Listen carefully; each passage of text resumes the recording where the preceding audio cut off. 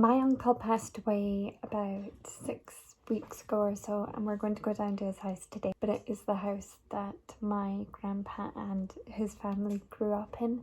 It's like a really old croft style, like very Lewisy house. I'd really love to take you with me. And yeah, it's a small house. It is a small house, but it's gorgeous. I found lots of old pictures of family members, including my mum, which was a baby, which I think is really lovely. But I think it will be a gorgeous house once it has time and money and improvements made to bring it up to date. But it's sad. It's very sad.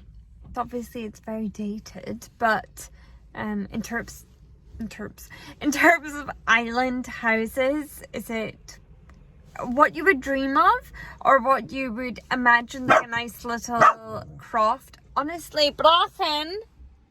Yeah, he's being very noisy. He's quite tired.